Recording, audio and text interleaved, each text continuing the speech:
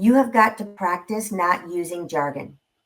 Mm, good. You, I you, love that. you have to practice that. We speak a language in stand up with our peers, right, in the community, that is mutually understood in the community with your peers, your coworkers.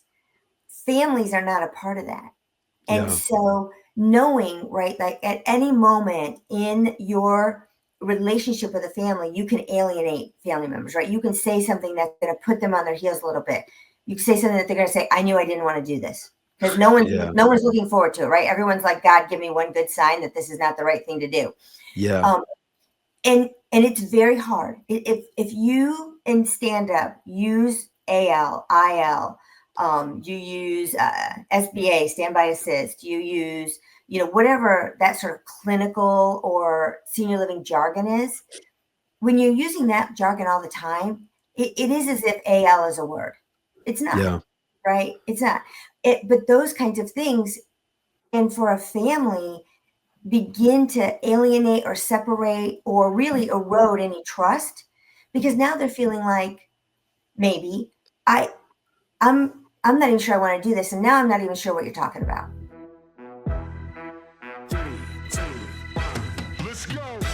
Welcome to The Move In, a senior living marketing podcast from Unlock Health, a full service marketing partner for the aging services industry. Join us for candid conversations exploring the latest marketing strategies with the senior living community leaders and innovative solution partners who are moving our industry forward. Together, we'll build a community to build better communities. Are your sales processes built to serve your KPIs or the families you're trying to help? Hello, I'm Larry Williams, and welcome to the Move In Senior Living Marketing powered by Unlock Health. Too often, sales in senior living have been designed around conversion ratios and tour goals, not around what families actually need in one of the most emotional decisions of their lives. Real success comes when we slow down, listen, and guide families with curiosity and compassion rather than rushing them through a checklist. That's exactly what we're diving into today's episode as I'm joined by Kelly Myers, founder and chief vision officer of KJB Sales Consulting. Together, we'll explore how the senior living sales process is evolving and how you can shift from selling tours to building trust. Here are a few things we discussed. First, evolving the sales process, shifting from pushing tours to guiding families based on readiness. Also, listening over jargon, building trust with curiosity, open-ended questions, and clear, compassionate communication.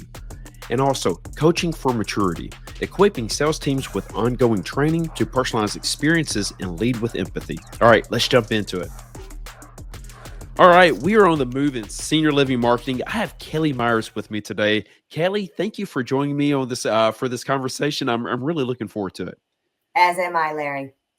Well, it's Kelly is the founder and chief vision officer at KJB Sales Consulting. So before we go any further, Kelly, Mhm. tell us about KJB and some of the stuff you're working on that side of things. Yeah, thank you, Larry. We Interesting story, right? I When I first left Sunrise, I really was planning to retire. I'm like, okay, that's great. I had a great run there. I loved what I did, wanted to retire. And then two other gals who also left Sunrise around the same time were like, remember when we used to talk about the way we'd like to do things? Now feels like our time. And so it kind of, it grew out of that. It grew out of, gosh, we were so lucky when we were at Sunrise. We had a really strong infrastructure. We were a bit spoiled, more so than I thought. Now that I'm out in the rest of the world, but we really thought it's our time to give back, right? It's our time to take some of the things that we've learned along the way and and deliver those in a way that one is cost effective, two really high quality, and three, it just lets us selfishly get back in the thick of sometimes day to day and what happens in our communities. So that's kind of what it grew out of. I would say that our niche, we do a lot of skill gap analysis, but our real passion is probably training and coaching with a big capital C, to help frontline sales team members be the most prepared they can be to talk to somebody who's making maybe one of the biggest life decisions they've ever made for themselves or someone they love. For sure. And thank you for adding that. How long have let me ask you this. When did you leave, when you left Sunrise? What was that time frame? That was probably, let's see, we just had our 2-year anniversary at KJB. So it would probably be 3 years ago at the end of this year. Okay. Now Yeah. tell me more about what you did at Sunrise, if you don't Yeah. mind. So, I started at Sunrise as a community-based director of sales. Did a lot of business development at the time and loved it. I'm a social worker by education, and that was such a great way for me to get to take my social work interviewing skills and put them to work, right, in a way that really helped seniors find a different way of life. Because that was back in 1999, and assisted living was not as prevalent as it is today. It was even new to me when I was able to take that job. And through that, I was with Sunrise for 23 years. The first 10 years I spent as community-based regional director of sales and an area VP of sales. And the last 13 years, I was the senior vice president of sales, having the opportunity, right, to impact salespeople through the U.S., Canada, the U.K. for a time. And it was probably the privilege of my life. I know that sounds hokey, No, not at all. I but think that's amazing. yeah, but you think about how your interactions with people shape hundreds of interactions that happen every day with that frontline sales team, who, sort of the first helper, right, with the families to really Sure. help them understand how ready they are. Yeah. Yeah, and you become that voice, Yeah. and it's not just sales. Like, I think sales just doesn't really do it justice. You are someone who is providing compassion and really a shoulder to, lean on, and also to get some guidance. I think it goes much further than sales, because I would imagine that you're providing advice that they can use in different ways, not just to go to that community. Yeah, absolutely. Right, very rare in senior living sales are there repeat customers, right? That's a good When point. there are, right, it may be that somebody really needed help with their mother, but their father was still able to stay at home alone, and then the day came when it'd probably be better for them to live together. But very rarely do we have repeat customers. So very rarely do we have customers that really even understand, like, what do I need? What should I be asking? We are terrible in this industry in using jargon, so it's like I don't even understand what you people are talking about. Yeah. And so it is. It's such a crucial role, that frontline director of sales in the senior living community, because they are framing, right? They're framing for the family. Like, what does this whole senior living thing mean? What does it look like? What do I have to do? How much does it cost? So all of those things that are really important for a family to know to make this really big decision. Yeah, and it's a big decision. It's a very emotionally charged decision. And when I Absolutely. say emotionally charged, on so many different fronts, Yeah. from the family's perspective, the Yeah. prospective resident's perspective, what they're Yeah. moving away from, the worries Yeah. about what they're moving into. So I think to highlight the coaching aspect of what you do is vitally important, because we need to make sure we're providing as much guidance as possible in better way ideas. And so, Yeah. going back to how you and I got connected, I caught up with Bridget Speck while at Argentum, Mhm. and she said you need to speak with Kelly on the podcast, and I'm so thankful that she mentioned that, because I didn't realize you and I were not connected on LinkedIn, and so Right. then we were able to connect, and we've had a few conversations since, Yeah. and I've enjoyed every single one of our conversations. But you know, I mentioned, like, okay, let's Kelly, what do you want to speak about?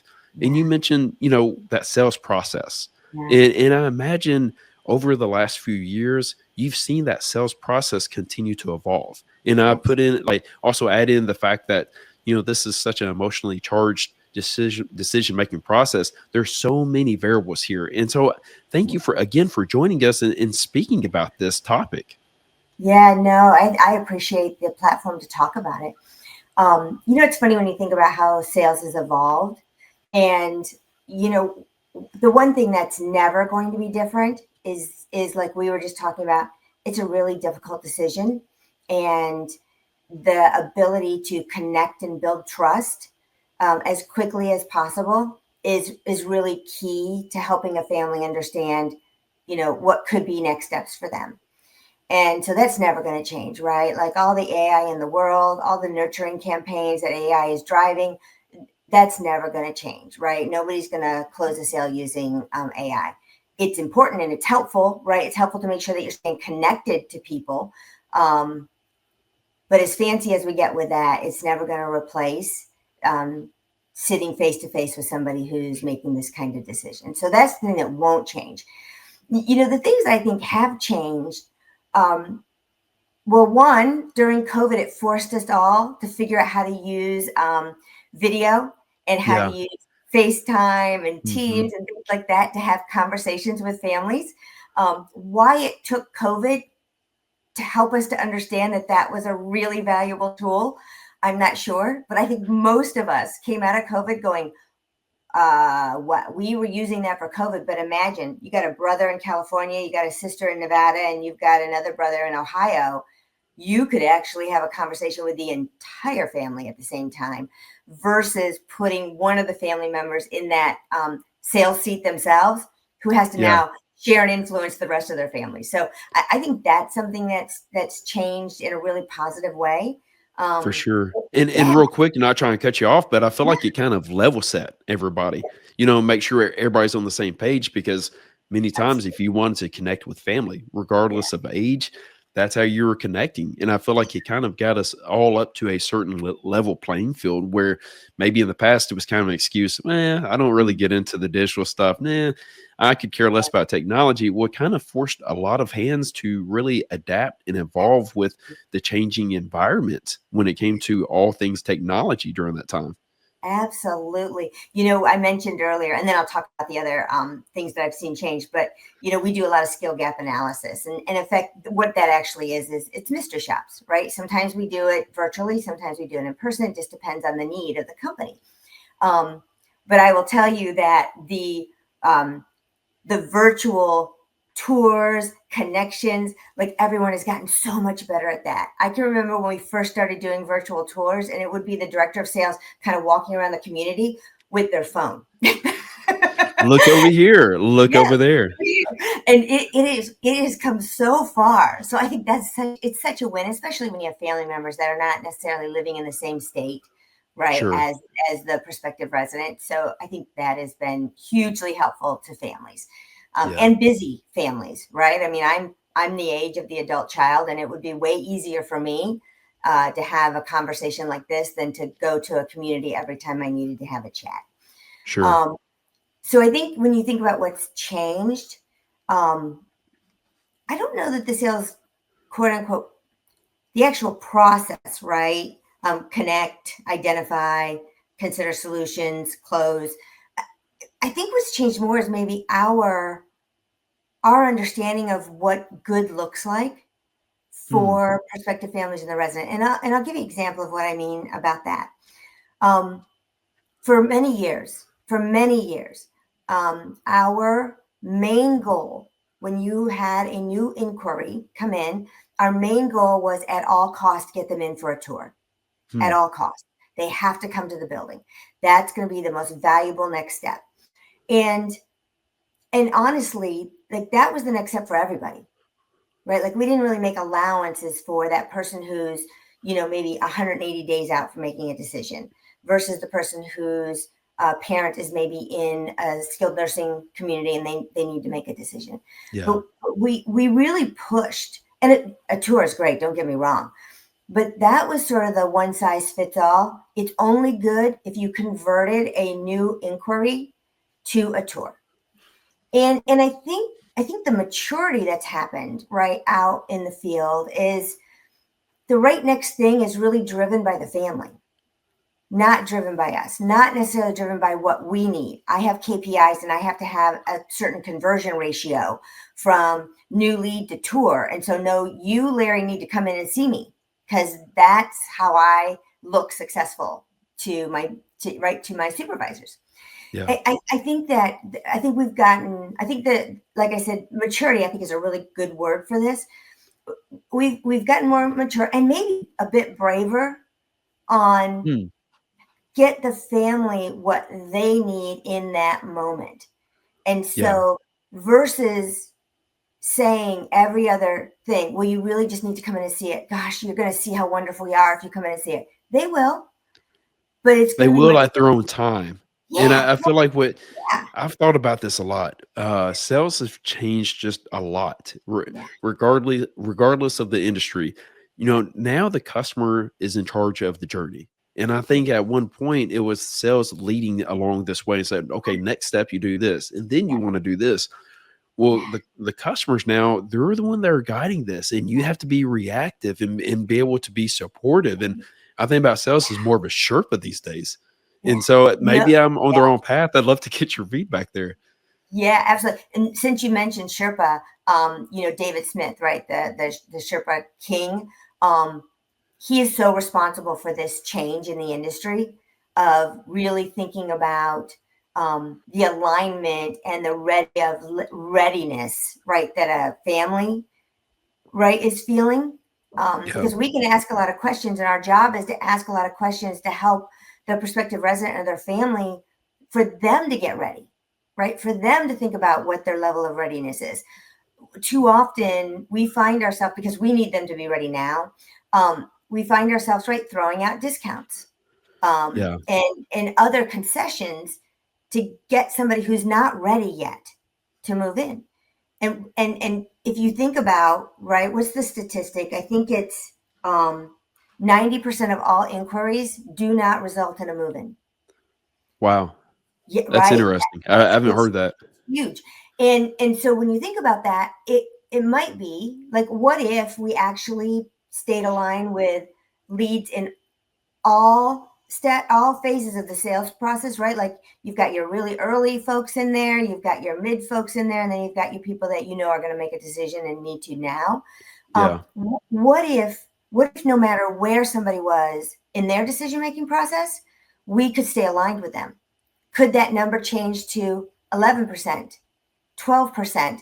And think about all the people that have missed what they would learn because they weren't necessarily where we needed them to be at that moment in time. So it's very short sighted. Um, but I think that's one of the things that's still evolving. I think all of the AI nurturing stuff really does help to support that, so we don't abandon, right, people Sure. who are not where we want them to be.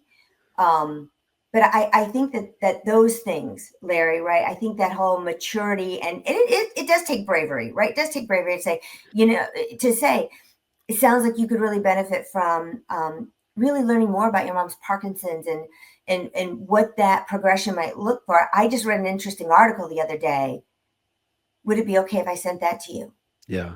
Yeah. And always offering something of value. And Yes. I think the word you hit it right on, like you hit it right on the head, which is maturity, right? And so I think as salespeople, as they grow in that sales maturity, they're not afraid to ask those Right. questions, even if it means a no. I think far too often we're Yeah. afraid to ask the tough questions because it Yeah. might lead to, the answer, the response you don't want to hear. But I think Yeah. aligning of where you are in the stage is so Yeah. vitally important. And I think that's, one of the things I think you're probably leading into is really that on that discovery and that curiosity side.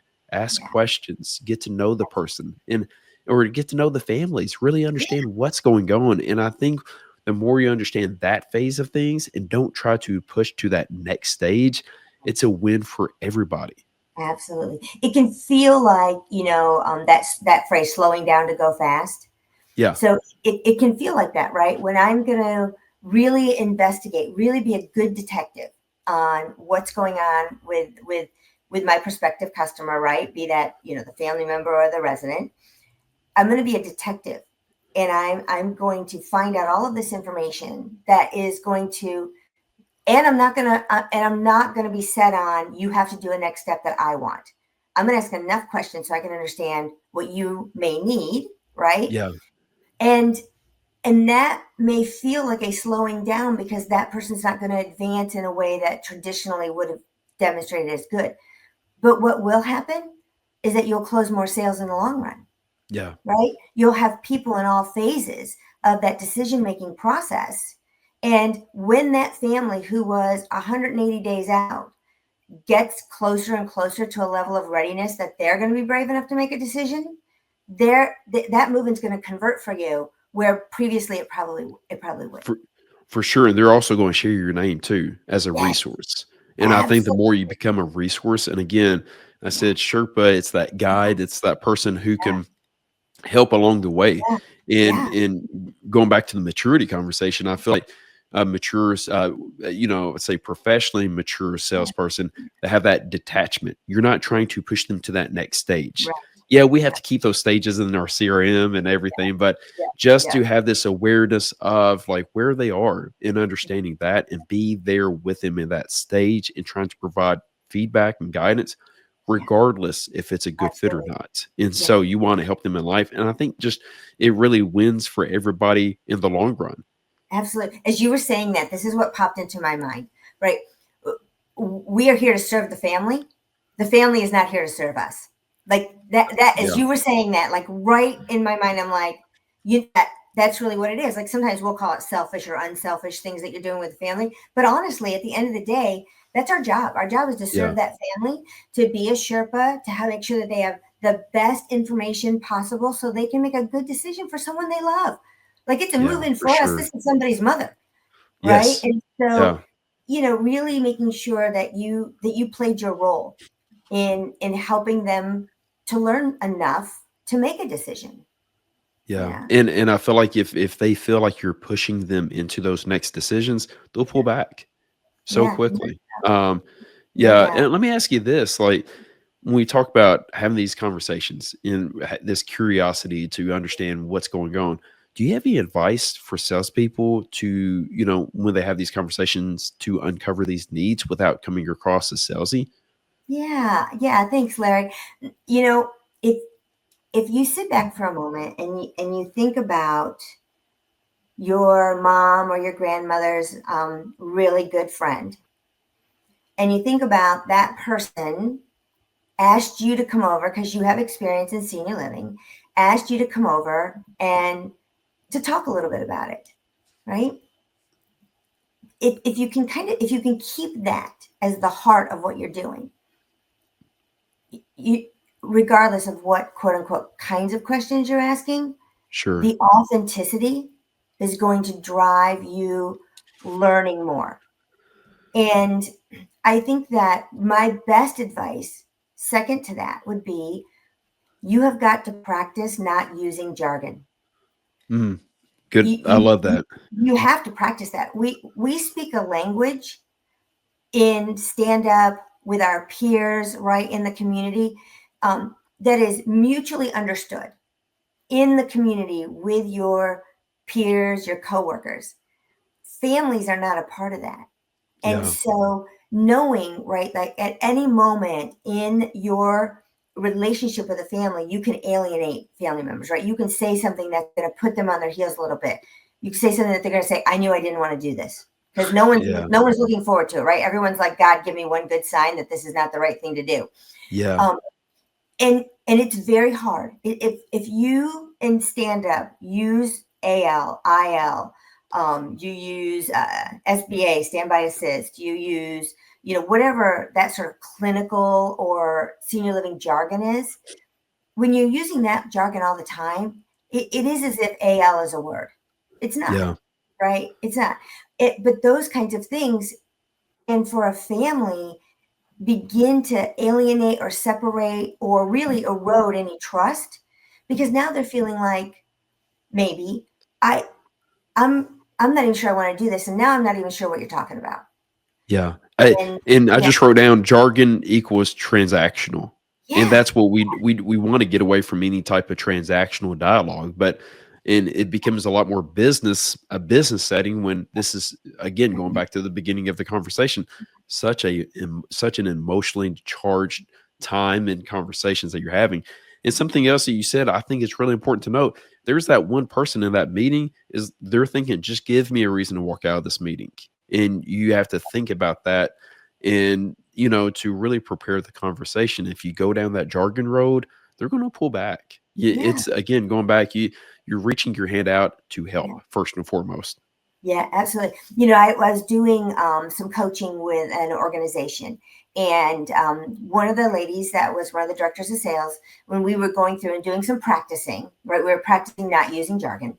I'll credit her because one of the things that she started to do, she said, "I know I'm not going to be perfect at that for a while." She said, "So I am now in the habit of saying, and what I mean by that." And so when I catch myself using a piece of jargon, I immediately write, I'm going to say, and what I mean by that is, and I thought that was such a good, I mean, it was such a good way to, number one, you are practicing in a sense, right? And hopefully you get closer and closer to, not those words don't come out of your mouth. The actual whole Yeah. word comes out of your mouth of the jargon. But I thought that was such a nice way for her to continually remind herself that they don't understand our jargon. And I don't Yeah. want anything to erode any trust that I've built whatsoever. Yeah.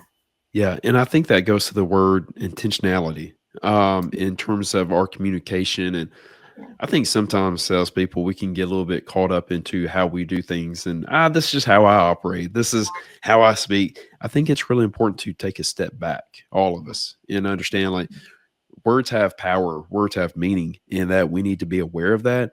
And be open to the thought that we might not be doing it the best way, and to maybe take a step back and looking at things from a different lens.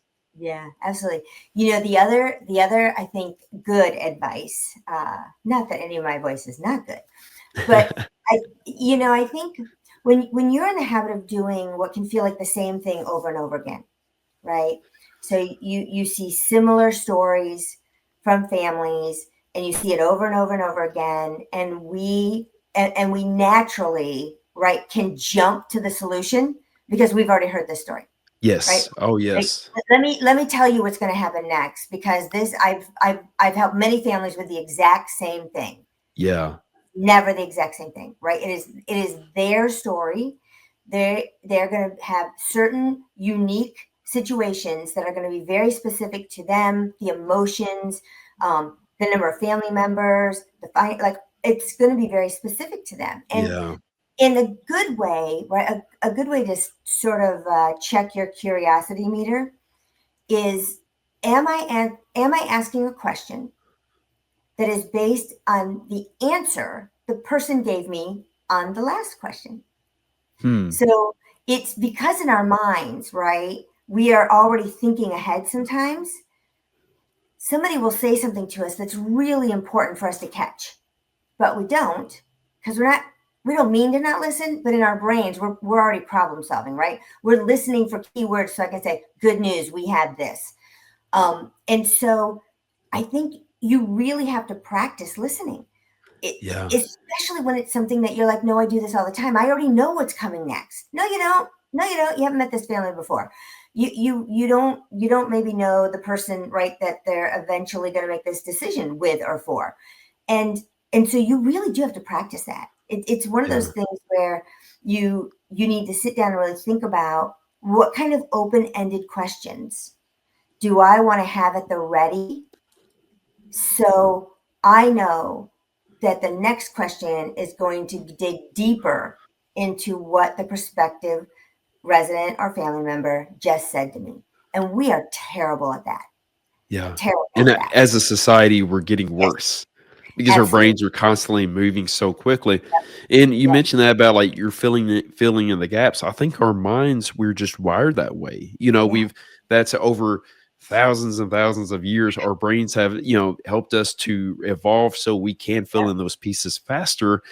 because thousands and thousands of years ago, that kept us safe. Yeah. So Yeah. now in conversations, we're putting together the pieces almost like a Mad Libs. And so we're Yeah. like, nope, got it. I'm going to fix this. I got Yep. the problem for you. I'm going to solve this for you.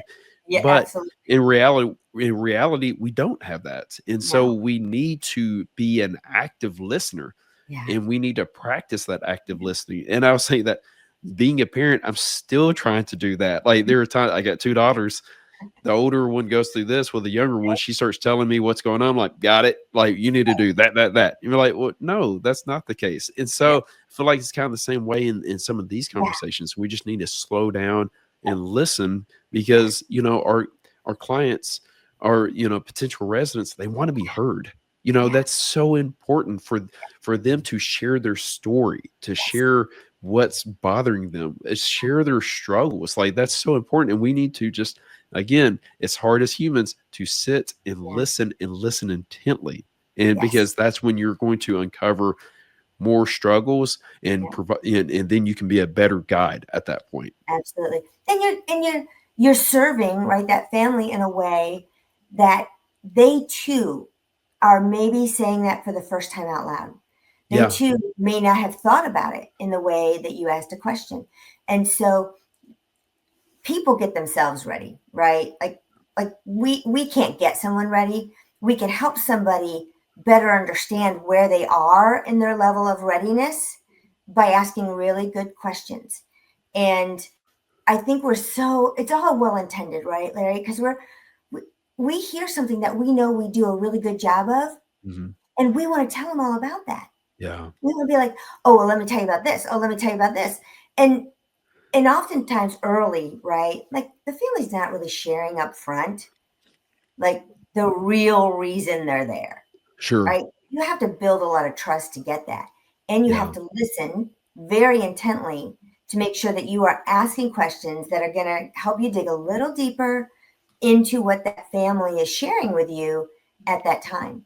And I think that I mean, in the book, right? I There's an exercise in there. It's on listening, right? Listening to learn versus listening to react or sell. And one of the things that we recommend from a coaching perspective is, practice doing the listening circles, right? Like practice with your peers, because this goes for not just salespeople. This goes for everybody who probably needs to be a better listener. sure, Have somebody play the prospective resident or the prospective family member, and everybody have to go around and you have to ask an open-ended question pertaining to the last answer. hmm, So you're in a way where you have to intently, right, not only listen to the question that was asked before it's your turn, but you have to listen to the answer. And then yeah, you have to think about a question that's going to dive a little deeper into understanding what that family member may be experiencing right now. And I'll tell you what, there's usually a lot of giggling because it's harder than you think, especially sure. yeah, especially when you tell them you can't ask any closed-ended questions. There's no yes and no's, I'm right? starting You to think have it sounds more like improv. Like, you have to listen intently and really be prepared. absolutely, and you have to. It's funny. People will be like, "Well, why do you have to practice being a salesperson?" Well, because you have to be at your best in every conversation. Yeah, You may have 5 conversations in a day, and you were great for the first 4, and by the last one, you're exhausted, and you are done asking open-ended questions. Right? That family deserves exactly how you were in the first conversation. And so, without sort of repetition and practicing slivers of sales skills, you can't get good at that. yeah, And and one of the things that dawned on me, um, prior to me leaving Sunrise, probably several years before that, was in sales training, right? Everybody does a lot of role plays, and that tends to stop after you leave sales training. sure, And so, if you subscribe to the theory that you get better at things when you do them repeatedly over and over and over again, you begin to realize that if you don't have team members or a regional supervisor or somebody else in the organization that's encouraging this practicing of small parts of a skill, you don't need to practice the whole thing. They're practicing on customers. Like there was yeah, a moment, Larry, where I was like, well, heck, like we have fantastic sales training. They practice here and they build on it, and this is fantastic. Well, they're usually 45 days into their job, so they're not really all that grounded yet, maybe in sure. what it's actually going to be like. And they leave after 2 days, and we're like, "You got it, let's go." Go forth and conquer. You're good Exactly. from now on. Yeah, yeah. But when you think about the ramifications of practicing on customers, like they don't deserve that, right? You got to honor where Sure, they are in the process. 100%. Yeah, and on on a day when you're not your best. It's funny, you and I were just talking about like sometimes you're on your verbal game and sometimes you're not. Yes. Well, Yes. on days like that, right, we have a responsibility to be as close to our best as possible. And Yeah. practice and repetition, it builds muscle memory in your brain. And Yeah. so even when you're not at your best, you're going to be better than you would be if you're practicing some of those things in the sales process that are so important, like listening. Yeah. Yeah. And Yeah. I'm going to go back a little bit. I wrote this down, which is during this part of the discovery process is it's really about earning that trust. You're not going Yeah. to automatically get that trust from the family or the resident themselves. You have to earn that. And so, like you Yeah. mentioned earlier, they're not going to provide, that the deep struggles. You have to earn it through these conversations and by listening. And Right. something that I heard a long time ago when it came to sales is you almost have to approach your business like a doctor when they're speaking with a patient. And so think about if you went to the doctor and they're kind of just filling in the gaps and like moving you on to that next test. You're like, well, hold Yeah. on, you're not listening to me. We need to go about it the same way, as like you'd want a doctor to, treat some of the symptoms you have. So I think that's really important. Like you said, listening is so important. Well, let me ask you this: like transitioning into those initial conversations Mm-hmm. to like the tour. At some point, I imagine that that it doesn't have to be that next step, but that tour is really important. Do you Yeah. have any advice for salespeople when it comes to that tour experience, and how has that changed? Yeah. Yeah. So, funny story. Back when I was a regional director of sales, I was working with one of our directors of sales, and we were talking about the tour, right? We are talking preparing for tours, and the person said to me, "Well, I do the standard tour." And that standard tour has stuck with me for all of this time because effectively what he was saying is I know how to show our community. And Yeah. so I want everybody to see everything. So I have another phrase I really don't like. I have a tour path. Oh, wow. I Yeah. have a tour path. Right. And so, as I wrestled with that for a really long time and still do, any experience that a customer has with you really needs to be personalized and tailored to what they need. Yeah. And so if you're not listening, right, if in discovery you're not learning enough about the family, it can be really tough to provide an experience that's going to maybe quite frankly feel any different than the community a next block over that's a different brand because they probably are showing the exact same things that you are For sure. unless you can personalize it, right? And here too I think it takes some courage on the salesperson's part to learn. Well, what I learned, right, is that medication management is really important for the family, and some of the challenges that they're having with their mother taking her medications is that she's not eating very well, and so therefore, right, her stomach is upset and she doesn't want that, and so she's not taking her medications. In thinking about in the customer's mind, that is what's most important to them right now. It may not be the reason they choose to buy, but Yeah. in that moment, that is what's most important to them. It takes some courage to, instead of giving the standard tour through the tour path, to say, Larry, after really thinking about our conversation that we had, and I know that you've really been concerned about your mom taking her medications, and you're really concerned about your mom not eating the meals that you've been delivering. I thought maybe the best use of our time today would be let's meet with the chef and let's talk a little bit about what she will eat, and then I'd love for you to meet right with the nurse, and she can talk to you a little bit about some of the things that we do here to make sure that she's taking her medications because it's really important that she does Yeah. that. How does that sound, Larry? Well, that sounds great to me because you're solving my problems versus showing me Yeah. the activity space, which I'm sure is lovely, right? Yeah. But I'm not worried about my mom having fun right now. I'm worried about taking Yeah.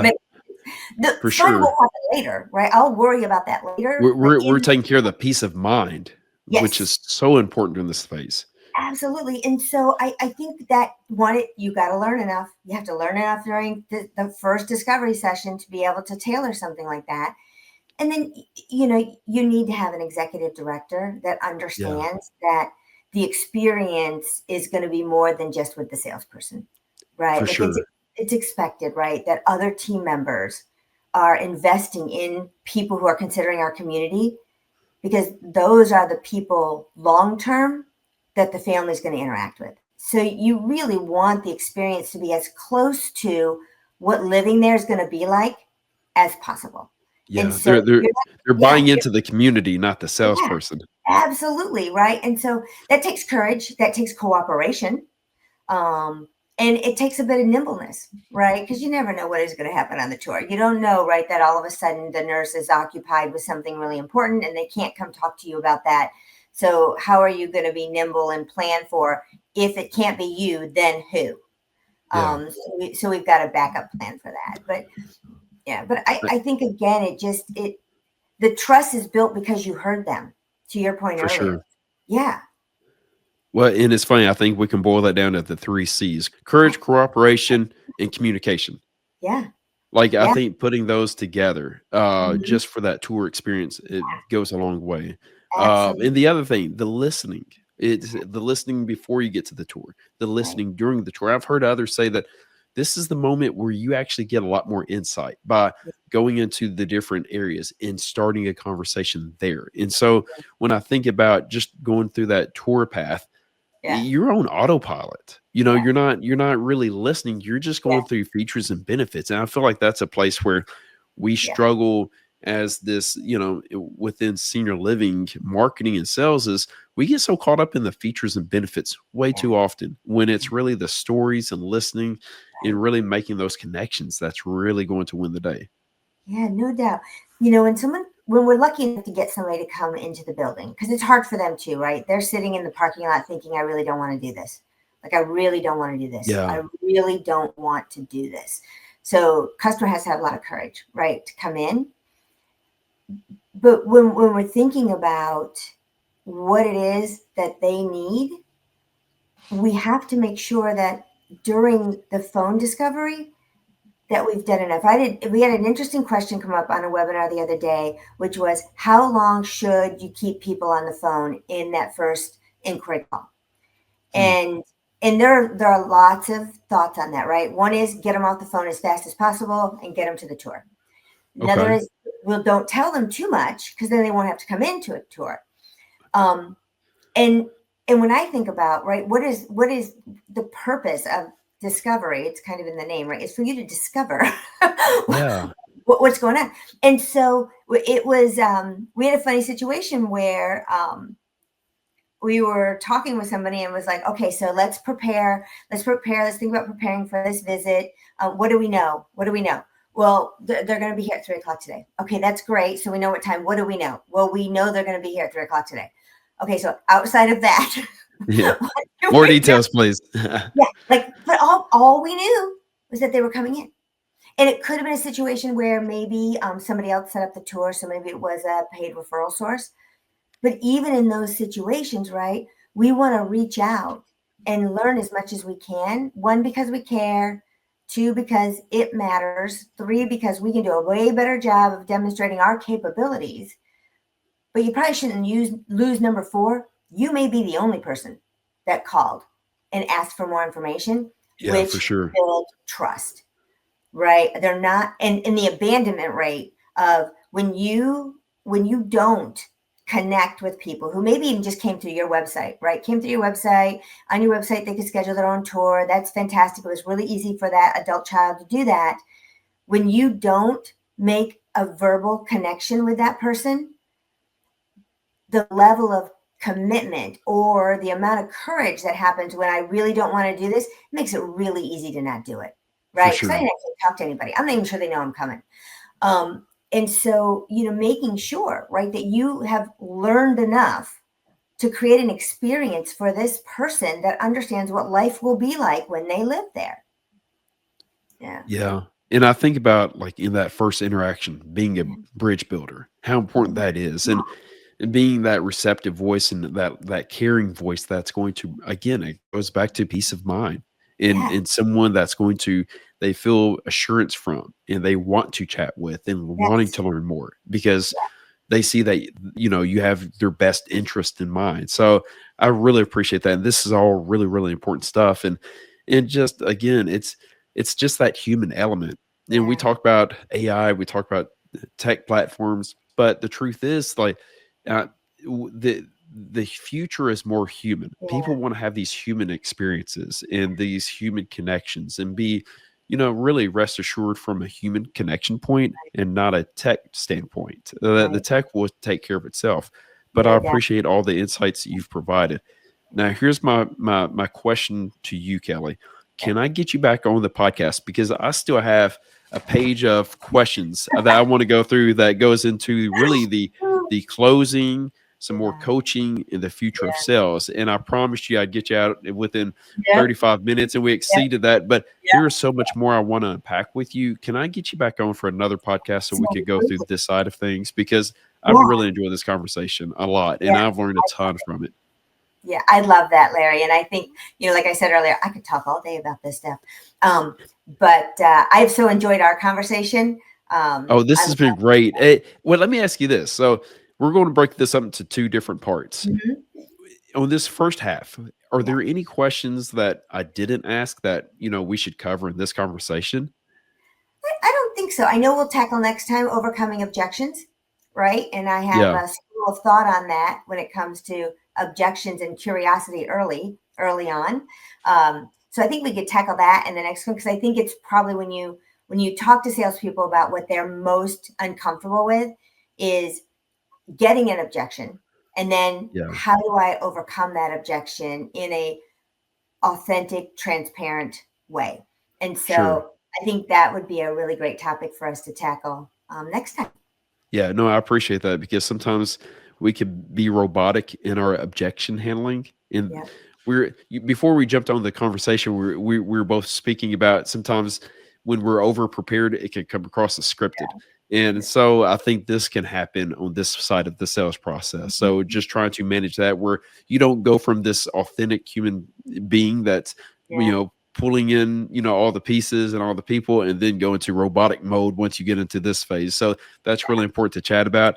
Hey, before we part ways, where can people find you to learn more about what you're doing at KJB Consulting? Yeah, absolutely. Thank you for that.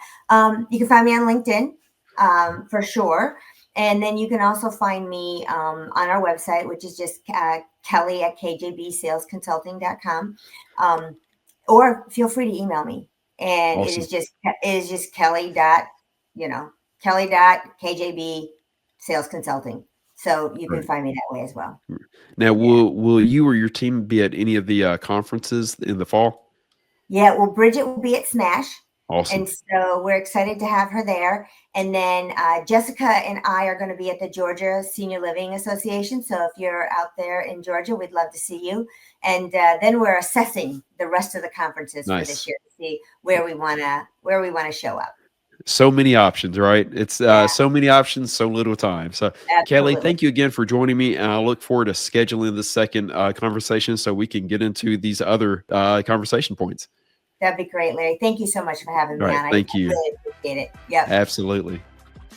That's a wrap on today's episode of The Move In. A huge thanks to Kelly Myers for sharing her insights and wisdom on how we can rethink the sales process in senior living. As always, I want to leave you with 3 actionable takeaways that I made notes of during this conversation. First, tailor the sales journey to families' readiness. Don't push every inquiry toward a tour. Meet people where they are and guide them at their own pace. Second, ditch the jargon and speak human.